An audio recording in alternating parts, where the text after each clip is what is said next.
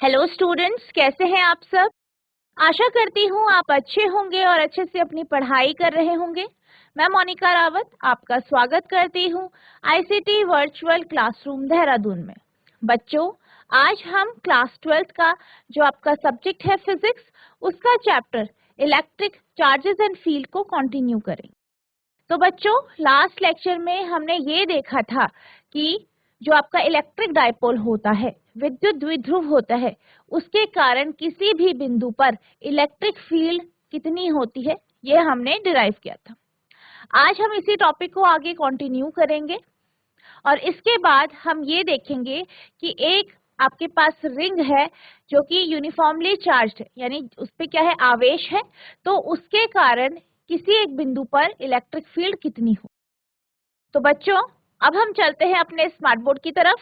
तो बच्चों, पिछले लेक्चर में हम electric field intensity at any point due to a short electric dipole यानी लघु विद्युत द्विध्रुव के कारण किसी भी बिंदु पर विद्युत क्षेत्र की तीव्रता हम ज्ञात कर रहे थे, जिसमें हमने E की वैल्यू निकाल दी। इस केस में हमारी जो है E की वैल्यू आ गई थी। ठीक है, अब हम क्या करते हैं, अब हम जैसे कि आप जानते हैं डायग्राम में, ये आपका डायग्राम है, तो यहाँ पे आप ये जानते हैं कि ये जो है एंगल, ये क्या है, अल्फा। ठीक है, कौन सा एंगल है, ये जो आपका एंगल है जो कि आपका एंगल NKL है, ये क्या है, आपका अल्फा है। ठीक है, और इस अल्फा एंगल की हम वैल्यू निकालेंगे, क्योंकि ये क्या है, आपका रिजल्टेंट है, तो रिजल्टेंट की जो एंगल है वो कितना है। ठीक है, ये हम निकालेंगे, अल्फा की वैल्यू हम निकालेंगे। तो जो एंगल LKN है, ये क्या है, आपका अल्फा है। अब अगर हम बात करें इस ट्राइंगल की, यानी NKL की, कौन सा ट्राइंगल आपका, ये वाला त्रिभुज, इसमें हम ट्रिग्नोमेट्री लगाएंगे जिससे हम tan अल्फा की वैल्यू निकालेंगे। तो यहाँ पे जो tan अल्फा होगा, ठीक है, वो आपका कितना होगा, tan अल्फा जो होगा आपका वो बराबर होगा NL अपॉन KL। अब आप यहाँ पे देख सकते हैं, यहाँ पे जो वैल्यू है वो आपकी क्या आई है, NL अपॉन KL आई है। अब अगर हम NL की बात करें, NL की अगर हम बात करते हैं, तो ये जो है, ये जो वैल्यू है, ये आपकी बराबर होगी आपकी MK के, ये आपका N है, M आपका ये है, तो ये आपकी MK के बराबर होगी। ठीक है, और आपका KL है। अब अगर हम बात करें KL की, ठीक है, तो KL आपका क्या है, E1 है, और MK क्या है, आपका E2 है। तो हम इसमें क्या करेंगे, E1 और E2 की वैल्यू रख देंगे, यानी MK आपका E2 हो गया और KL आपका E1 हो। अब आप ये जानते हैं कि हमने E1 और E2 की वैल्यू निकाली थी पिछले लेक्चर में। E1 की वैल्यू आपकी ये थी, E1 बराबर 2p sine cos theta upon 4 pi epsilon not, और E2 की वैल्यू आपकी p sine theta upon 4 pi epsilon not r cube. ठीक है, तो हम क्या करेंगे, इस फॉर्मूले में ये आपका E2 अपॉन E1 था, और इसकी जो वैल्यू है E2 की क्या थी आपकी, p sine theta upon 4 pi epsilon not r cube into, और E1 की वैल्यू जो थी वो आपकी थी 2p cos थीटा, और यहाँ पे आएगा आपका 4 पाई एप्सिलॉन नॉट r। अब ये और ये कैंसिल हो जाएगा आपका, तो आपके पास जाएगा p sine theta upon 2p cos theta, p से p भी कैंसिल हो जाएगा, तो ये half sine theta upon cos theta. Sine upon cos क्या होता है आपका, tan थीटा, तो यहाँ पे हाफ tan थीटा, यानी अब हमारे पास tan अल्फा और tan थीटा का रिलेशन आ गया है। जो आपका tan अल्फा होगा वो tan थीटा का हाफ होगा, और आप ये जानते हैं कि थीटा जो है वो एंगल है आपका, वो आपका कौन सा एंगल है, वो आपका एंगल है B1OB, ये वाला एंगल आपका थीटा है। तो ये जो अल्फा एंगल है ये इसका आधा होगा, यानी हाफ tan थीटा। अब हम बात करते हैं कुछ केसेस की इसमें ही। तो पहला है आपका केस 1, पहले केस की बात करते हैं। When K lies on axial line of dipole।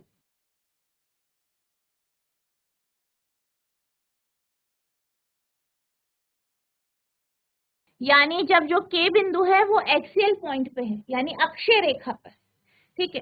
तो अगर हम अक्षीय रेखा की बात करें तो इस केस में, क्योंकि आप बोल रहे कि एक्सियल पॉइंट में होना चाहिए, तो एक्सियल पॉइंट का अर्थ क्या है, ये आपका डायपोल है, जैसे ये माइनस क्यू चार्ज है, ये प्लस क्यू चार्ज है। अब एक्सियल जो होगा वो आपका इस तरीके से इसी सीधी लाइन में होगा, यानी जो थीटा है, जैसे कि यहाँ पे आप देख सकते हो जो थीटा एंगल है वो आपका 0 हो जाए। जब थीटा एंगल 0 होगा तभी आपका जो के बिंदु है वो आपका एक्सियल पॉइंट में आएगा। यानी इस केस में, पहले केस में हम थीटा की वैल्यू 0 मानते हैं। अगर आपका थीटा जो है वो 0 डिग्री का हो जाए तो हमारे पास जो कॉस थीटा है बराबर होता है कॉस 0 के, ठीक है।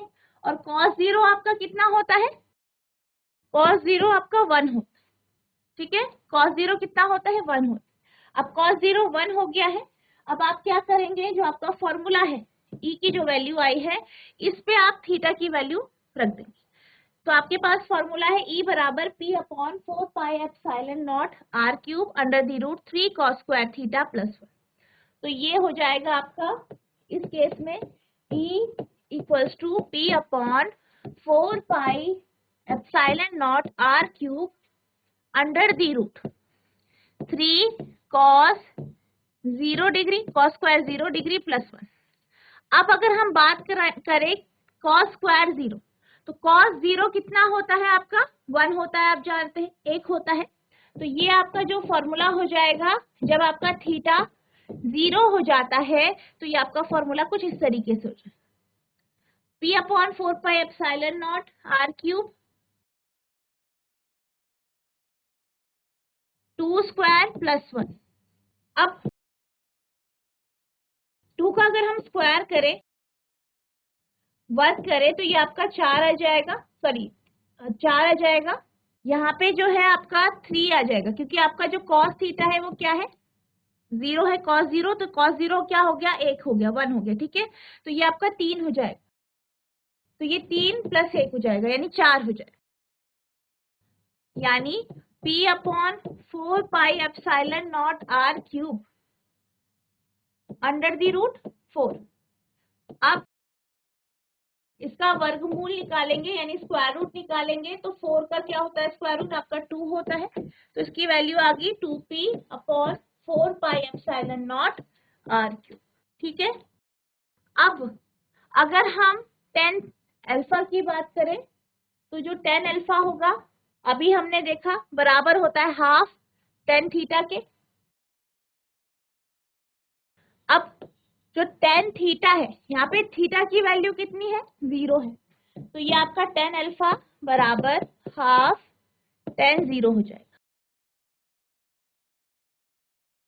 अब अगर हम tan 0 की बात करें तो tan 0 की वैल्यू कितनी होती है, कोई बच्चा बता सकता है, जीआईसी बंधिया, कोई बच्चा बता सकता है कि tan 0 की वैल्यू कितनी होती है, कोई एक बच्चा खड़े होकर आंसर दीजिए। Good morning ma'am. Good morning बेटा, आपका नाम क्या है? Ma'am my name is Shubham. Shubham, तो आप ये बताइए कि tan 0 की वैल्यू कितनी होती है? Ma'am 0।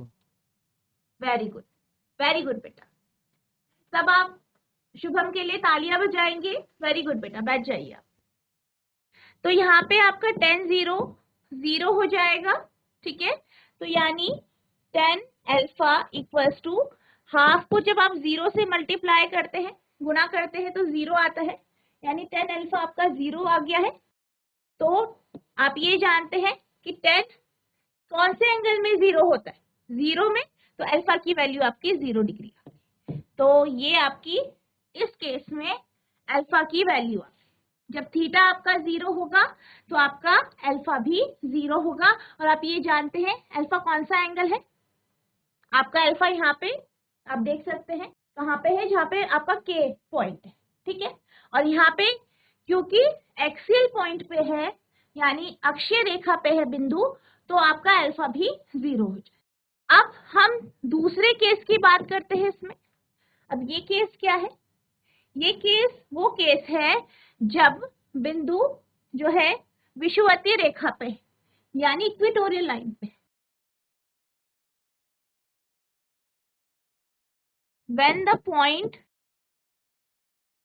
K lies on equatorial line of dipole.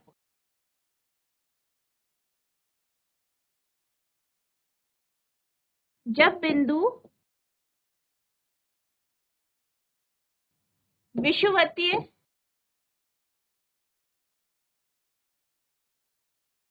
रेखा पर,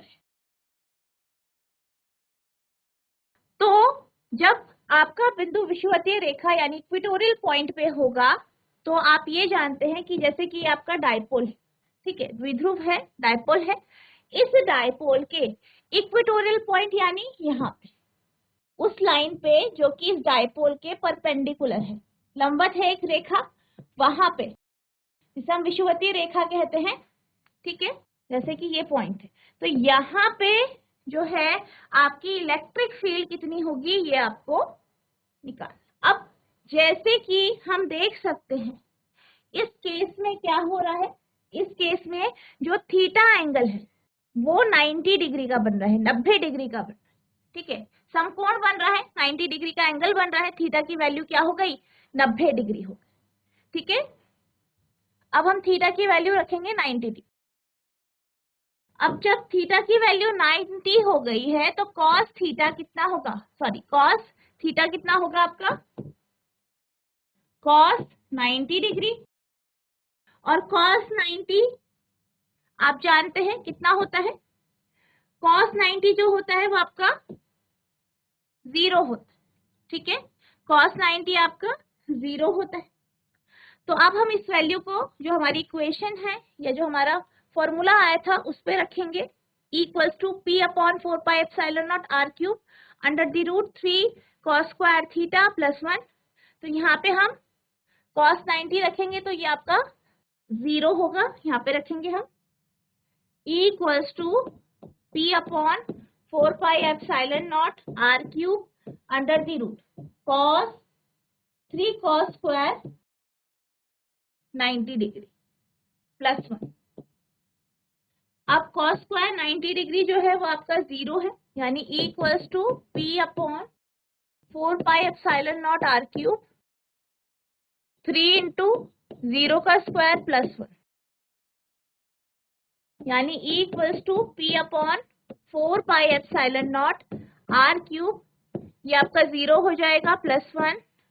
तो ई की जो वैल्यू आई है वो P upon 4 pi epsilon naught R cube आ, ठीक है, ये आपकी ई की वैल्यू आ गई जब आपका बिंदु कहाँ पे है, इक्वेटोरियल पॉइंट पे। अब हम tan अल्फा की वैल्यू निकालते हैं, यहाँ पे हम अल्फा की वैल्यू ज्ञात करेंगे। तो tan अल्फा आपका हाफ tan थीटा होता है, थीटा हमारा यहाँ पे 90 डिग्री है, 90 डिग्री। अब tan अल्फा बराबर 1/2 tan 90। अब tan 90 की जो वैल्यू होती है वो आपकी कितनी होती है, इन्फिनिटी। तो यानी अब हम बात करें tan अल्फा की, तो tan अल्फा आपका बराबर हो गया इन्फिनिटी के। तो अल्फा की वैल्यू, tan अल्फा की वैल्यू इन्फिनिटी कब होती है, जब अल्फा 90 डिग्री का होता है, यानी इस केस में जो अल्फा है उसकी वैल्यू 90 डिग्री है। तो इस तरीके से आपको इस क्वेश्चन को करना है, और ये काफी इंपॉर्टेंट क्वेश्चन है आपके एग्जाम के पॉइंट ऑफ व्यू से, आपके पेपर में इस टॉपिक से क्वेश्चन आता है, ठीक है बेटा। अब हम चलते हैं अपने अगले टॉपिक की। तो अब हमारा अगला टॉपिक है electric field intensity at any point on the axis of a uniformly charged ring. एक समान रूप से आवेशित वलय के अक्ष पर किसी भी बिंदु पर विद्युत क्षेत्र तीव्र। यहाँ पे आपके पास एक रिंग है, ठीक है, एक रिंग है, और वो जो रिंग है वो चार्ज है, यानी वो आवेशित। हम मान लेते हैं वो यूनिफॉर्मली चार्ज है, यानी उसके हर एक भाग में बराबर आवेश है, और क्या है वो प्लस। आप देख सकते हैं ये प्लस आपका जो है आवेश। आपको क्या करना है, अक्षीय बिंदु पर, यानी इस रिंग के अक्षीय बिंदु पर आपको इलेक्ट्रिक फील्ड इंटेंसिटी यानी E की वैल्यू निकाल। ठीक है, अब हमारे पास क्या है, एक रिंग है। क्या है ये, रिंग है। हम क्या करेंगे, एक छोटा सा भाग है। ठीक है, हम मान लेते हैं कि जो हमारा भाग, जो हमने पार्ट लिया है, छोटा सा इस रिंग का पार्ट लिया है, वो AB। अब सारा का सारा रिंग क्या है, यूनिफॉर्मली चार्ज है, उसमें एक समान आवेश है, तो इसमें भी उतना ही आवेश होगा जितना और भाग में हो। ठीक है, हम इस भाग को जो है dl मान लेते हैं, इसकी जो लंबाई है वो dl है। ठीक है, और इस पे जो चार्ज है वो आपका dq चार्ज, यानी जो टोटल चार्ज है, जो पूरा इसमें आवेश है इस रिंग में, उसका एक छोटा सा हमने चार्ज लिया। ठीक है, अब इसके कारण P बिंदु पर, ये बिंदु आपका P बिंदु है। ठीक है, इस बिंदु पर जो आपकी E की वैल्यू क्या होगी ये हमें निकालना। ठीक है, अब अगर हम बात करें, हमने एक एलिमेंट लिया है। ठीक है, let us consider a ring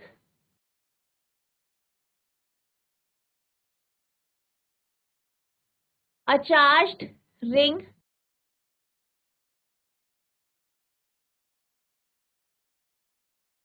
of radius a।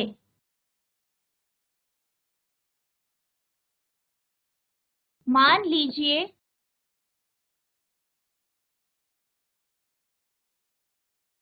एक आवेशित वलय है जिसकी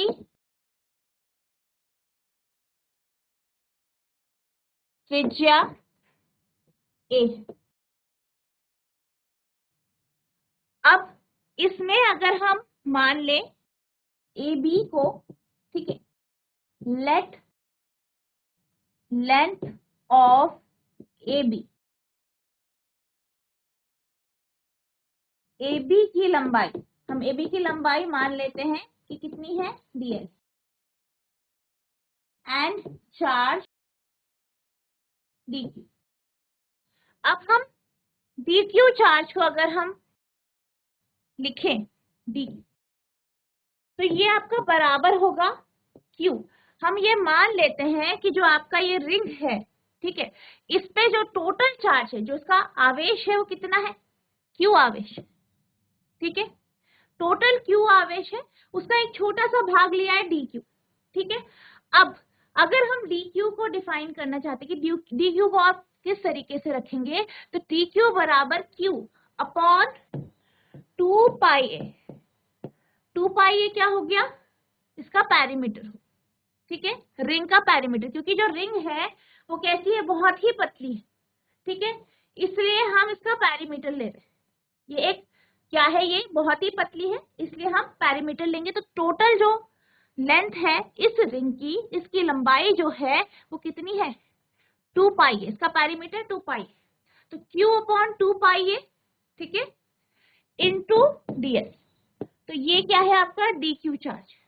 dq चार्ज की वैल्यू को आप ऐसे लिख सकते हैं। आई होप आपको समझ में आया होगा। q जो है ये टोटल चार्ज है इस रिंग का, 2 पाई है इसका पैरीमीटर है, dl AB की लेंथ है, और dq क्या है, AB का चार्ज यानी उसका आवेश, उस पर कितना आवेश। अब हम ये निकालते हैं कि जो AB है, जो AB है उसके कारण P पर जो है कितना इलेक्ट्रिक फील्ड लग रही है, या विद्युत तीव्रता कितनी है, E की वैल्यू कितनी है। हम मान लेते हैं कि ये जो आपके पास AB है, ठीक है, AB है, इसके दूसरी तरफ, या जो इसके डायमीटर है उसकी दूसरी तरफ भी एक जो है एक लेंथ है। ठीक है, इसकी जो आपकी रिंग है इसकी लंबाई मान लेते हैं a डैश b डैश, जो कि आपकी AB के बराबर है, यानी ये भी कितनी लंबाई है इसकी, dl। इसकी जो लेंथ है, लंबाई है, वो भी dl है। ठीक है, ये जो है आपका, और ये क्या है, इसके बिल्कुल सामने। ठीक है, अब इसके कारण भी dl जो है लेंथ है, तो चार्ज भी सेम होगा, dq चार्ज होगा। अब इसके कारण भी यहाँ पे P पॉइंट पे टी बिंदु पे क्या होगा, इलेक्ट्रिक फील्ड इंटेंसिटी यानी विद्युत क्षेत्र तीव्रता उत्पन्न होगी। हमने क्या किया, हमने एक छोटा सा भाग लिया इस रिंग का ए बी, उसके विपरीत दिशा में या डायमेट्रिकली जो है एक और पार्ट लिया जो कि उतनी ही लंबाई का है, डीएल लंबाई, उसका चार्ज भी डीक्यू है, वो लिया, और उसका भी हम उसी पॉइंट पी पर हम क्या कर रहे हैं, का जो इलेक्ट्रिक फील्ड इंटेंसिटी है वो निकाल, ठीक है। अब अगर हम बात करें, ठीक है, अगर हम बात करें AB की, तो AB के कारण P बिंदु पे, AB के कारण P बिंदु पे जो चार्ज लग रहा है, ठीक है, जो ये आपका P बिंदु पे AB चार्ज के कारण जो आपकी इलेक्ट्रिक फील्ड इंटेंसिटी है, ठीक है, विद्युत क्षेत्र तीव्रता है, electric field intensity due to AB,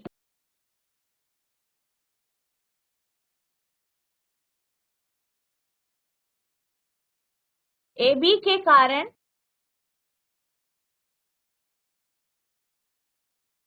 बिंदु P पर विद्युत क्षेत्र तीव्रता। तो क्या कोई बच्चा बता सकता है कि जो AB है इसके कारण P पर जो है आपकी जो विद्युत क्षेत्र तीव्रता है, ये जो E की वैल्यू है वो कितनी होगी AB के कारण, और AB क्या है, चार्ज है, आवेशित है। GIC भीरी कोई एक बच्चा खड़े होकर आंसर दीजिए कि E की वैल्यू क्या होगी AB के कारण P पॉइंट पे, P बिंदु पे। बेटा पहले अपना नाम बताइए और फिर दोबारा से आप आंसर बताइए। माय नेम इज श्रीकांत पंडित। श्रीकांत बेटा, तो आप बताइए कि E की वैल्यू क्या होगी P बिंदु पर AB के कारण। Under root A square, under root R square plus A square, AP के कारण।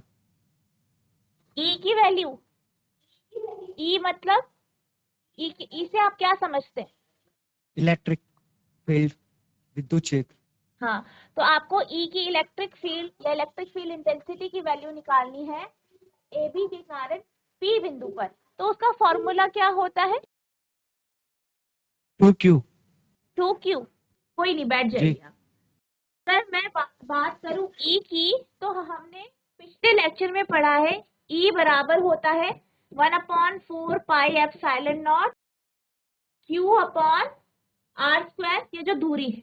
इस केस में जो आपका AB है, AB पे क्या है, आवेश है, आवेश कितना है, जो चार्ज है वो DQ है, ठीक है। यहाँ पे AB में जो चार्ज है वो DQ है, तो यहाँ पे जो हमारी Q की वैल्यू होगी वो DQ हो जाए। तो जैसे कि हम जानते हैं, हमने पढ़ा है कि E की जो वैल्यू होती है, E का जो फॉर्मूला होता है, E बराबर 1/4 pi epsilon not DQ, Q होता है ना, यहाँ पे हमारा चार्ज कितना है, DQ है, ठीक है, upon R square. R square क्या होती है, दूरी, उस बिंदु से जो है आपका जो चार्ज है उसकी कितनी दूरी, ठीक है। तो यहाँ पे जो दूरी है आप यहाँ पे देख सकते हैं, ये दूरी है आपकी DP, ये दूरी है, और इसकी वैल्यू कितनी है, इसकी वैल्यू हमने पाइथागोरस थ्योरम से निकाली है। कैसे निकाली है, OP का स्क्वायर प्लस OC का स्क्वायर आपका हाइपोटेन्यूज का स्क्वायर होता है, तो ये इसलिए आपकी जो है ये आपका हो जाएगा under the root R square plus A square का होल, ठीक है। तो ये आपकी E की वैल्यू है, इस तरीके से। यहाँ पे हम दूरी की बात कर रहे हैं, R स्क्वायर क्या है, दूरी है, दूरी क्या है यहाँ पे आपकी BP, ये आप CP मान, ठीक है, ये है, तो इसकी लंबाई हमारी ये, ठीक है। तो यहाँ पे जो आपकी E होगी, E की जो वैल्यू होगी वो होगी 1/4 pi epsilon not DQ, DQ क्यों, AB के कारण जो है, AB जो है वो आवेशित है, उसके कारण इलेक्ट्रिक फील्ड जो है P पॉइंट पे हो रही है, उत्पन्न हो रही है। अब बीच में, इसके बीच में जो दूरी है वो कितनी है, under the root R square plus A square, ये हमने हाइपोटेनस जो है उसकी लेंथ है, या हम कह सकते हैं हमने ये पाइथागोरस थ्योरम से हमने इसे निकाला है, जैसे कि मैंने अभी आपको बताया, ठीक है। तो ये स्क्वायर हो जाएगा। तो यहाँ पे जो ई है इसकी value 1/4 pi epsilon naught D Q upon R square plus A square हो जाएगी, ठीक है। तो ये हमारी अभी इक्वेशन 1 आया है। इस टॉपिक को हम अगले लेक्चर में कंटिन्यू करेंगे। तो बच्चों, आज हमने जो आपका पिछला टॉपिक था, जो कि ये था कि जो आपका इलेक्ट्रिक डायपोल है उसके कारण किसी भी बिंदु पर जो है इलेक्ट्रिक फील्ड की वैल्यू क्या होगी, ये हमने देखा। इसके लिए हमने 2 केस देखे। इसके बाद हमने एक चार्ज रिंग के कारण किसी एक एक्सियल पॉइंट पे ई की वैल्यू क्या होगी, ये हमने देखी। इसी टॉपिक को हम नेक्स्ट लेक्चर में कंटिन्यू करेंगे। तो बच्चों, आज के लिए बस इतना ही। मिलते हैं हम नेक्स्ट सेशन में। तब तक के लिए thank you and have a nice day.